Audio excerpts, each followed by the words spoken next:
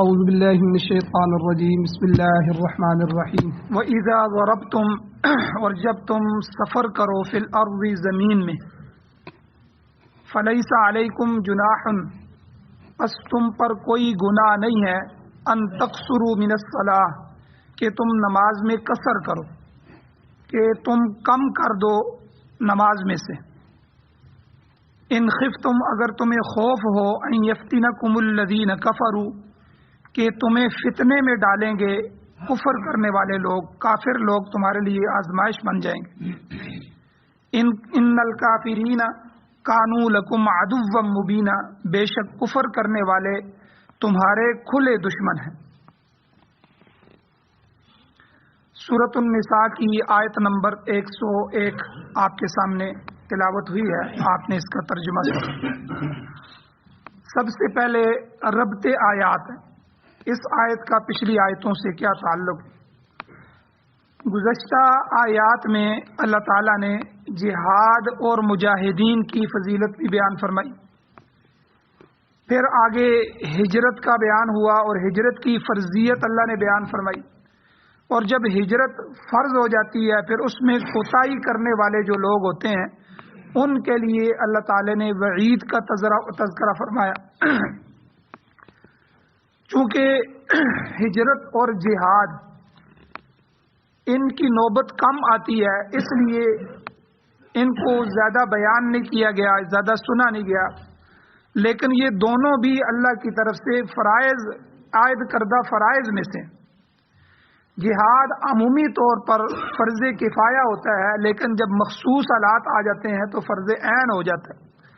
اسی طرح عام طور پر معمولی حالات ہوں تو ہجرت کرنا مستحب ہے، لیکن اگر خاص حالات آ جائیں کہ وہاں بندہ اپنے نماز روزہ ہی نہ کر سکے اور کافروں کا اتنا غلبہ ہو کہ وہ اسے جو ہے شاعر اسلام پر بھی عمل نہ کرنے دے، داڑھی نہ رکھنے دیں، اس کی عورتیں ہیں تو ان کو پردہ نہ کرنے دے، تو ایسی جگہوں سے ہجرت کرنا فرض ہو جاتا ہے، نکل جائے وہاں سے اور ایسی جگہ چلا جائے کہ جہاں اللہ کے یہ احکامات، اللہ کے شعائر ان پر عمل ہو رہا ہو اور وہاں آزادی۔ تو چونکہ جہاد کے لیے بھی اور ہجرت کے لیے بھی دور دراز کا سفر اختیار کرنا پڑتا ہے۔ جہاد میں خاص طور پر دشمن کے ساتھ مقابلے یا اس کے پیچھے تعاقب کرنے میں بہت دور تک نکلنا پڑتا ہے، جانا پڑتا ہے، تو بہرحال ان دونوں امور کے لیے سفر اختیار کرنا ضروری ہو جاتا ہے۔ تو اب جہاد اور ہجرت کی فرضیت اور ان کے فضائل اور مناقب سے فارغ ہونے کے بعد اس رکوع میں دوران سفر نماز کا حکم بتایا گیا کہ آپ ایک جگہ ٹھہرے ہوئے تھے، پھر نماز کا کیا حکم ہے؟ مکمل کامل نماز پڑھنی ہے۔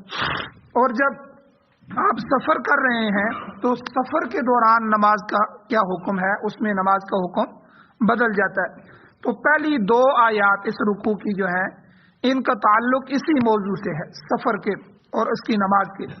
مفسرین اکرام فرماتے ہیں کہ پہلی آیات کا تعلق مطلقاً سفر کے ساتھ ہے، خواہ وہ سفر کسی بھی نوعیت کا ہو، اور دوسری آیت کا تعلق خاص طور پہ جہاد یا خوف کی نماز کے متعلق ہے۔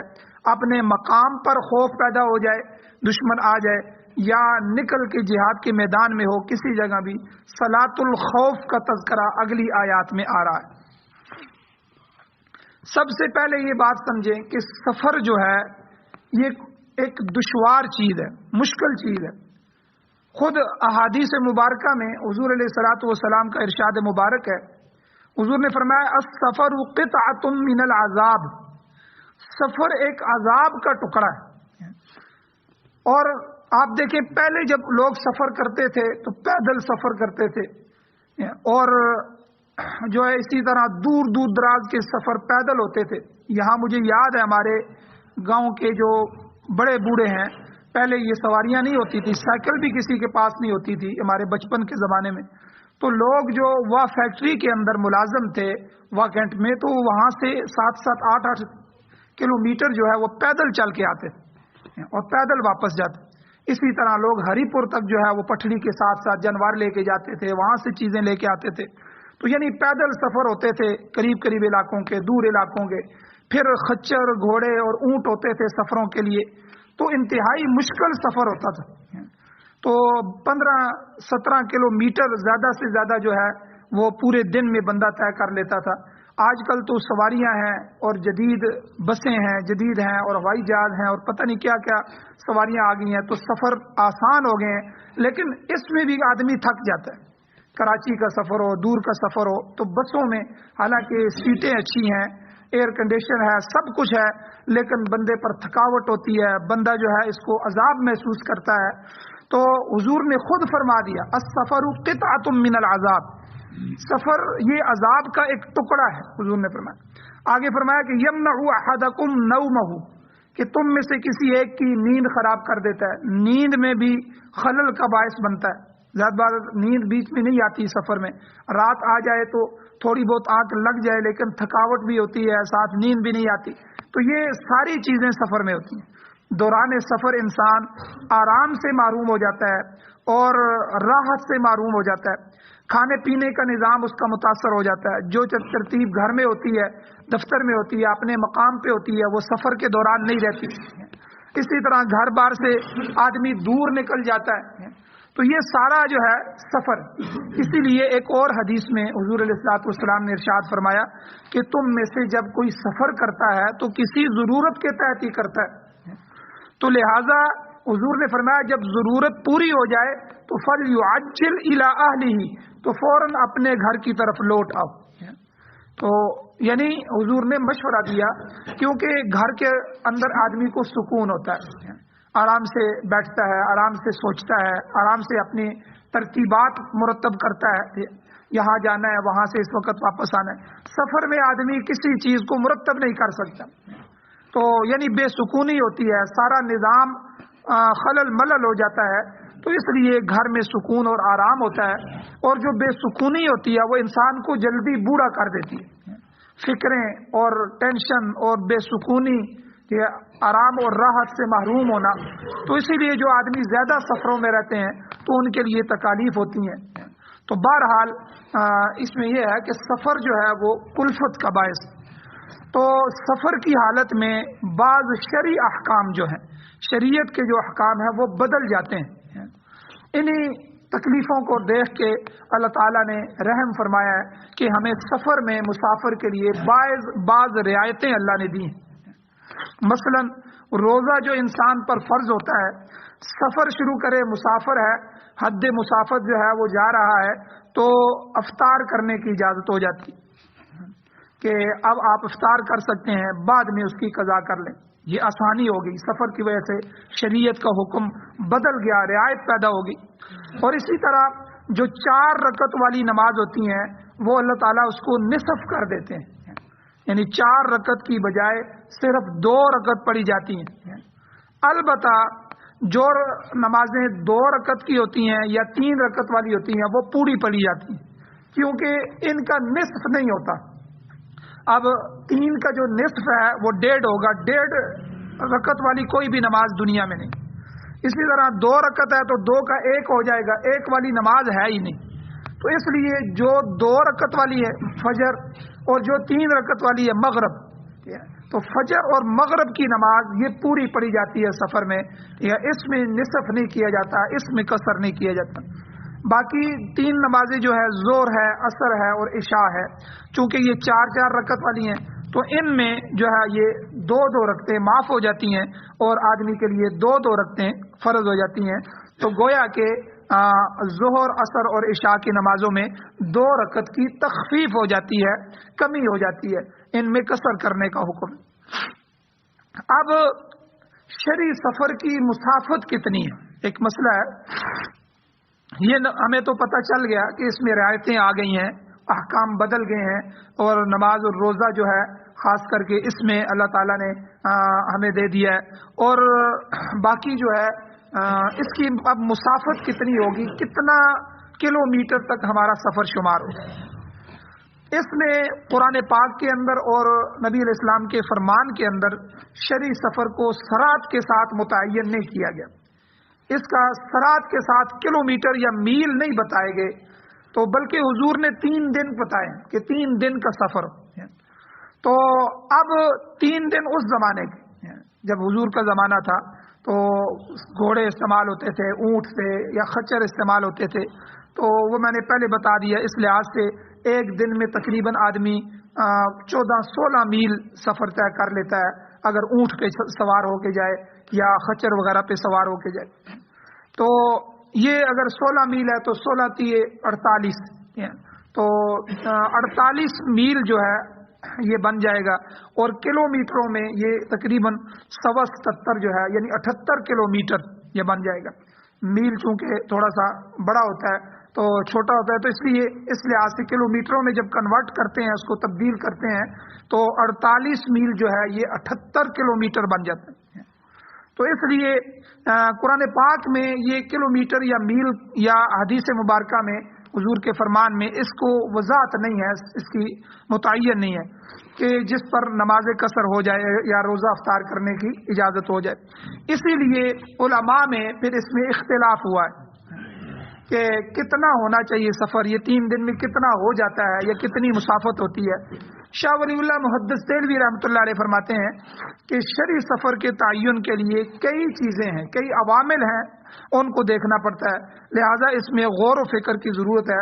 اس ضمن میں جو کچھ بھی اخذ کیا گیا ہے، لیا گیا ہے، وہ اس کا دار و مدار صحابہ کرام کے عمل سے ہے کہ صحابہ نے کتنے فاصلے سے سفر کیا ہے اور اس کو سفر سمجھا ہے.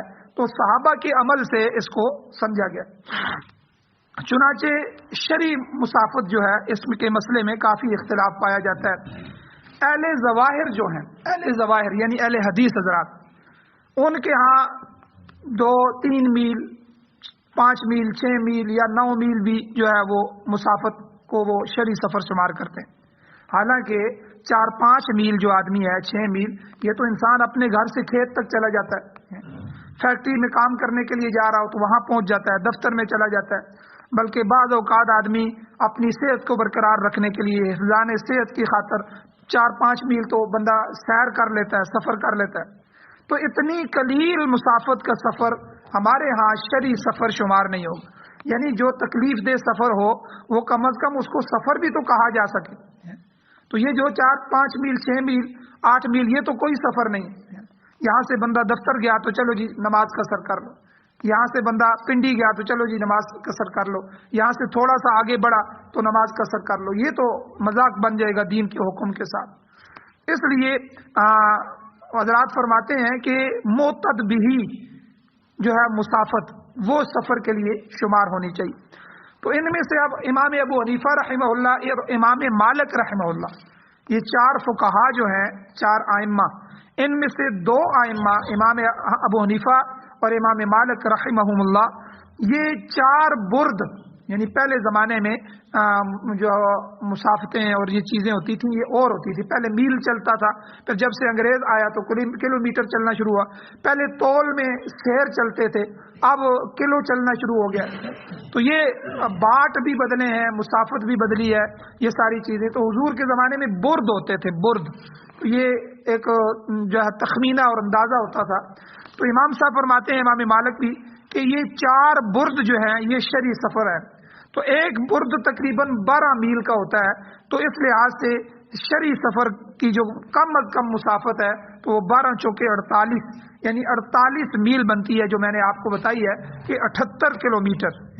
تو یعنی اور بعض علماء نے 3 برید بھی کہا ہے یعنی 36 میل بھی، لیکن بہرحال فتویٰ اسی پہ ہے.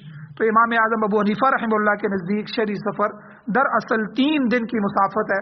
اصل میں حضور نے 3 دن فرمایا، اسی کو پھر علماء نے کنورٹ کیا ہے. تو اس میں تھوڑا سا اختلاف ہوا ہے. تو اس میں جو 3 دن ہے، اگر اوسط رفتار سے، درمیانی رفتار سے کوئی آدمی پیدل یا اونٹ پر جتنا سفر 3 دن میں طے کر سکتا ہے وہی شرعی سفر ہوتا ہے. تو یہ عام طور پر تقریباً جو ہے شمار کیا گیا، اس کا اندازہ لگایا گیا تو یہ 16 میل یومیہ بنتا ہے ایک دن کا.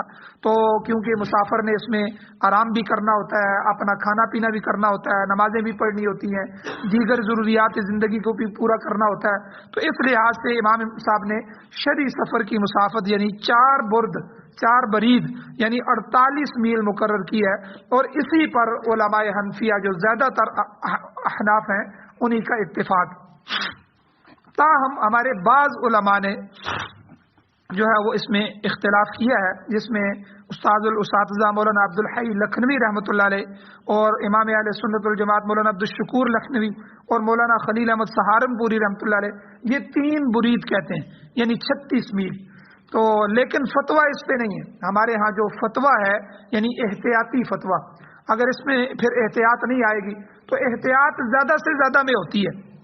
جس طرح ہمارے ہاں فطرانہ ہوتا ہے، فطرانہ چونکہ حضور کے زمانے میں مد ہوتے تھے، مد، یہ مد ایک پیمانہ ہوتا تھا، اس سے ناپ تول کے دیتے تھے۔ جیسے آپ حضرات کو پتہ ہوگا کہ بچپن میں ہمارے بھی ہمیں یاد ہے کہ جب گندم وغیرہ ہوتے تھے تو برتنوں سے تول کے دیتے تھے، تو زیادہ تر یہ چیزیں استعمال ہوتی۔ تو حضور کے زمانے میں مد اور سا، مد اور سا جو ہے یہ 2 پیمانے ہوتے تھے، یہ استعمال ہوتے تھے۔ تو حضور نے مد کے حساب سے بتایا، تو بعد میں علماء نے مد کو ناپا کہ اس میں کتنے کلو آج کل تو ہم کلو ہے تو لوگوں کی آسانی کے لیے کلو بتائیں، تو تقریباً 1.25 کلو گندم، ٹھیک ہے، تو یہ فطرانہ بنتا ہے۔ تو علماء کیا کہتے ہیں، احتیاطاً آپ 2 کلو دے دیں۔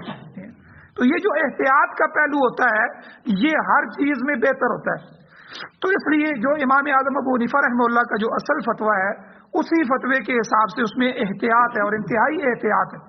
تو اس لیے یہ 48 میل جو ہے تقریباً 78 کلومیٹر جو ہے یہ شرعی مسافت ہے۔ اب اگلا مسئلہ سنیں، ایک سفر تو یہ خشکی کا ہو گیا، ایک سفر ہے سمندر کا، سمندری سفر۔ تو سمندری سفر میں امام ابو حنیفہ رحمۃ اللہ علیہ 3 دن کی ہی مسافت متعین کرتے ہیں۔ جو بادبانی کشتی ہوتی ہے، اس زمانے میں کشتیاں ہوتی تھی، پہلے جہاز نہیں ہوتے تھے، تو یہ جہاز تو ابھی 2 3 4 صدیاں ہوئی ہیں، زیادہ تر جو ہے وہ ابھی آئے ہیں۔ تو پہلے بادبانی کشتیاں ہوتی تھی، بڑی بڑی کشتیاں، تو جن کے اوپر وہ پردے لگے ہوتے تھے، پردوں کے ذریعے ہوا کے رخ کے حساب سے کشتی کے رخ کو موڑ دیا جاتا تھا۔ تو وہ کشتیاں جو ہے اوسط رفتار سے، درمیانی رفتار سے 3 دن میں جتنا سفر کرتی ہیں وہی سفر سمندر کے اندر شمار ہو۔ چونکہ خشکی کی بنسبت جو آبی راستہ ہوتا ہے، پانی کا راستہ، اس کے ذریعے نسبتاً کم سفر طے ہوتا ہے، کیونکہ خشکی میں تو گاڑی دوڑ رہی ہوتی ہے، چیز جو چل رہی ہوتی ہے، اونٹ ہو، سواری ہو، کوئی بھی وہ تیز چل رہی ہوتی ہے، لیکن چونکہ پانی ہوتا ہے، سمندر ہوتا ہے، اس کے ہچکولے ہوتے ہیں، تو اس میں کشتی جو ہے وہ تھوڑا سا سہل کے چلتی ہے۔ تو جہاز جو ہوتا ہے اس کو بھی جو اس میں اس طرح تیزی کے ساتھ نہیں ہوتا، اس لیے وہاں جو ہے تقریباً یہ سمندر کا 20 میل کے قریب بنتا ہے۔ تو لہذا دریائی یا سمندری سفر اگر ہو تو شرعی سفر وہ 20 میل ہوگا، اس سے کم شرعی سفر شمار نہیں ہوگا۔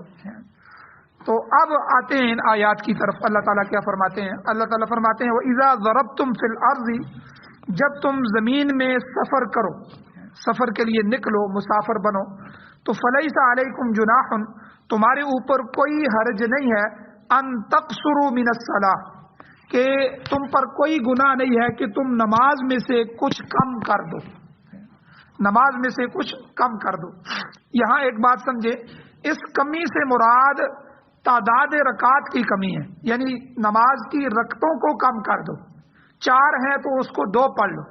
تو اس میں جو قرات ہے، قرات کی کمی مراد نہیں ہے کہ نماز میں سے کچھ کم کر دو، یعنی یہ مطلب نہیں ہے کہ قرات ہی چھوڑ دو یا قرات تھوڑی کر دو، یا رکوع سجدے ہیں تو 2 سجدوں کی جگہ 1 کر دو، یہ مراد نہیں ہے، بلکہ رکعتیں کم کر دو۔ ان تقصروا من الصلاۃ، نماز میں سے کچھ رکعات کم کر دو۔ اما عائشہ صدیقہ رضی اللہ تعالیٰ عنہ کی حدیث ہے، روایت ہے ان کی، وہ فرماتی ہیں کہ اصل نماز شروع میں 2 رکعت ہی تھی، اصل رکعتیں جو تھی نمازوں کی وہ 2 تھیں، مگر اقامت کی صورت میں جب آدمی مقیم ہو جاتا ہے، اپنی جگہ موجود رہتا ہے، تو اس کی صورت 4 کر دی کہ بندہ مقیم ہے تو 2 کی بجائے بھائی 4 پڑھے۔ چنانچہ سفر کی حالت میں یہ نہیں ہوتا کہ نماز کم ہو جاتی ہے، بلکہ اسے اپنی اصل حالت یعنی 2 رکعتوں پر برقرار رکھا جاتا ہے۔ مسند احمد کی حدیث میں بھی آتا ہے، روایت میں بھی آتا ہے کہ حضور علیہ الصلوۃ والسلام نے فرمایا کہ عید الفطر اور عید الاضحیٰ کی نماز بھی 2 رکعت ہے، اور جمعے کی نماز بھی حضور نے فرمایا 2 رکعت ہے، اور حضور نے فرمایا مسافر کی نماز بھی 2 رکعت ہے. تو یہ مکمل نماز ہے، کیونکہ سفر میں اتنی ہی پڑھنے کا ہمیں حکم دیا گیا ہے.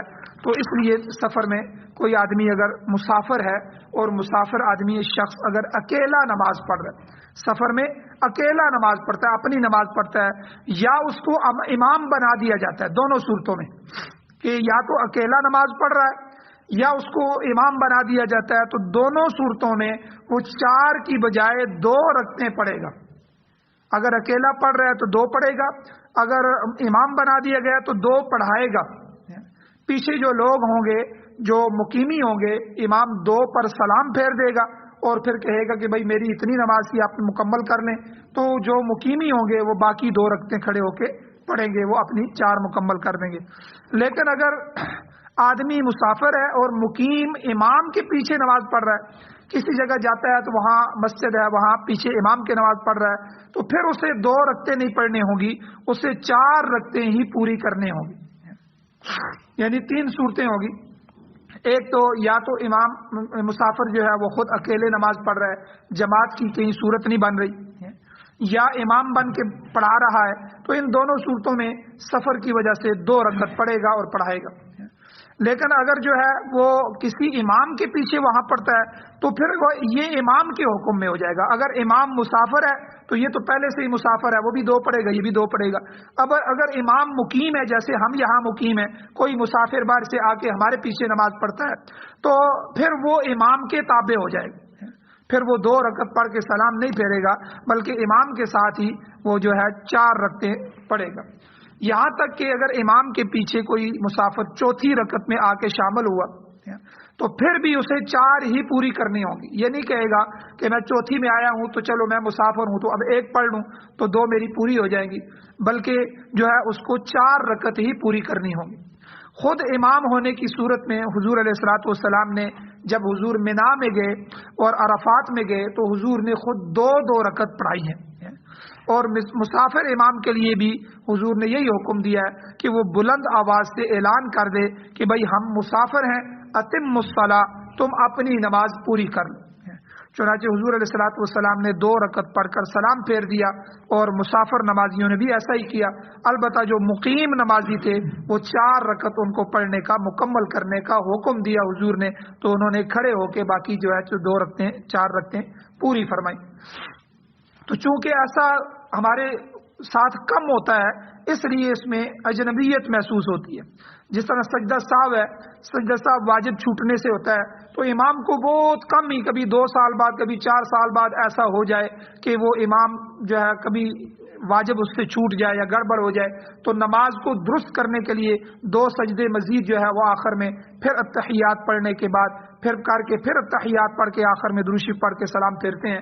تو یہ جو سجدہ سہو ہے تو اس میں بھی کئی آدمی کو اجنبیت ہوتی ہے، چونکہ یہ عمومی نہیں ہے لیکن یہ نماز کے درست کرنے کے لیے ضروری ہے.